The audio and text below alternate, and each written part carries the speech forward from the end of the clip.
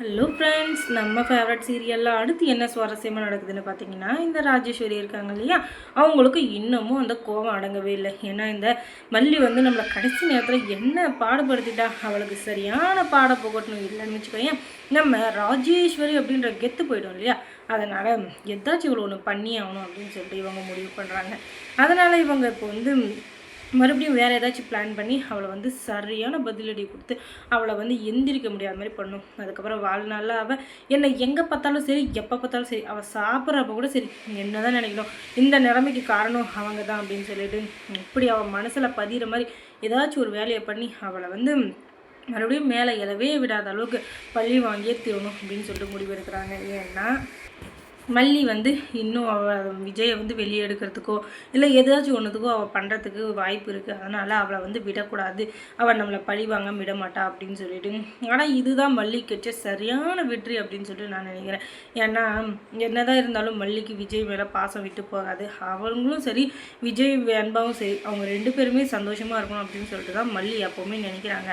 அதுதான் எப்போவுமே நடக்கும். ஆனால் என்ன பண்ணுறது, எல்லாமே இந்த ராஜேஸ்வரி பண்ணுற கேவலமான வேலைனால எல்லாமே இங்கே கெட்டு போயிடுது. அதுக்காக மல்லி வந்து சோர்வாயிருவாங்க அப்படின்னு மட்டும் நினைக்காதீங்க.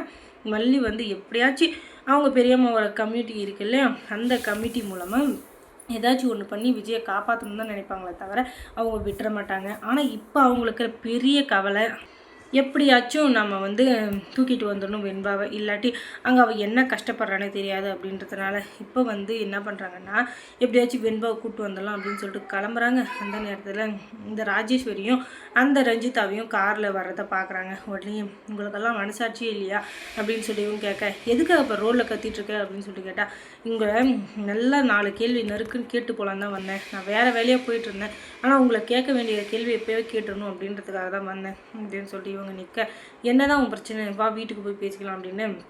நானும் அந்த அசிங்கம் பிடிச்சி வீட்டுக்கு வரமாட்டேன், யாரை எப்போ பழி வாங்கலாம், யாரை எப்போ குளிர தள்ளலாம் அப்படின்னு சொல்லிட்டு எப்போவுமே நினச்சிட்ருக்கேன். அந்த வீட்டுக்கு நான் கண்டிப்பாக வரவே மாட்டேன், எனக்கு பிடிக்கவும் பிடிக்கல, தயவு செஞ்சு எனக்கு விட்டுருங்க அப்படின்னு சொல்ல. என்ன பேசிகிட்ருக்கேன், நீ என்ன பேசுகிறேன்னு புரிஞ்சு தான் பேசுகிறியா, சத்தியமே எனக்கு புரியவே இல்லை நீ என்ன பேசுகிறேன்னு. என்ன தான் ஆச்சு உனக்கு அப்படின்னு சொல்லிட்டு கேட்க, என்ன ஆச்சா, நீங்கள் 2 பேரும் என்ன வேலை பண்ணீங்க அப்படின்னு சொல்லிட்டு கேட்க, அதுக்கப்புறம் இவங்க எல்லோரும் வீட்டுக்கு வந்துடுறாங்க. அடுத்த எபிசோடு அங்கே தான் நடக்குது. அங்கே என்ன பண்ணுறாங்கன்னா, என்கிட்ட டைவர்ஸ் பண்ணால் போதும், வெண்பாவையும் விஜயும் சந்தோஷமாக பார்த்துக்கிறேன், அவங்க 2 பேரும் எந்த பிரச்சனைக்கும் போகாமல் அவங்களுக்கு எந்த கஷ்டத்தையும் கொடுக்காம நான் பாட்டுக்கு விளைக்கிறேன் அப்படின்னு தான் நீங்கள் சொன்னீங்க. ஆனால் இங்கே வேறு ஒரு பிளான் போட்டுக்கிறீங்க. அது மூலிமா இப்போ நிஷாவும் அந்த கதிரேசனும் வெண்பாவை தூக்கின்னு போயிட்டாங்க. இது எல்லாமே உங்கள் பிளான் தானே. நீங்கள் ஒரு வார்த்தை கூட என்கிட்ட சொல்ல, எப்படி கமுக்கமாக இருந்தீங்க சொல்லுங்கள். உங்களெல்லாம் எப்படி நம்புறது, நீங்கள் 2 பேரும் இவ்வளோ கேவலமான வேலை செஞ்சுப்பீங்க நான் நினச்சி கூட பார்க்கல. எவ்வளோ கேவலமான இடத்துக்கும் நீங்கள் போவீங்க வருவீங்க அப்படின்னு சொல்லிட்டு எனக்கு நல்லா தெரியும். ஆனால் இந்தளவுக்கு கேவலமாக பண்ணுவீங்கன்னு நான் சத்தியமாக நினச்சி கூட பார்க்கல. ஒழுங்கு மரியாதை இப்போ வெண்பாவுக்கும் ஏதாச்சும் ஒரு இது சொல்லி முடிவு கிடைக்கணும். வெண்பாவும் விஜயும் என்ன பண்ணாங்க, அவங்களுக்கு இப்போ நீதி கிடைக்கலன்னா நான் மனுஷியாகவே இருக்க மாட்டேன். ஏன்னா நீங்கள் பண்ண வேலையினால அவங்க எவ்வளோ கஷ்டப்படுறாங்கன்னு எனக்கு மட்டும்தான் தெரியும்.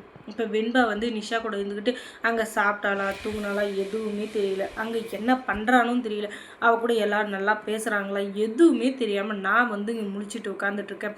அந்த குழந்தை எப்போவுமே மல்லியம்மா இல்லை விஜய் டாடா இவங்க 2 பேரை தவிர வேறு யாருமே அந்த குழந்தைக்கு தெரியாது. அந்த 2 பேரையும் விட்டுட்டு அந்த குழந்தை எப்படி இருக்கும், கொஞ்சமாச்சும் மனசாட்சியை தொட்டு சொல்லுங்கள்.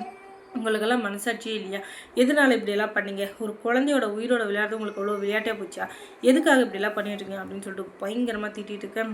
கேள்வி எல்லாத்துக்கும் ஒரே பதில், கொஞ்சம் நேரம் உட்காரு, சாப்பிட்டு அப்புறம் பேசிக்கலாம் அப்படின்னு சொல்லிட்டு சாப்பாடு ரெடி பண்ணுறா இந்த ரஞ்சிதா. இந்த முறை விஷத்தை கலகி அவளை வந்து மொத்தமாக முடிச்சு விட்றணும், இல்லைன்னா வச்சுக்கோயேன் அதுக்கப்புறம் எல்லாத்துலேயும் அவள் ஊற்றிக்கும்.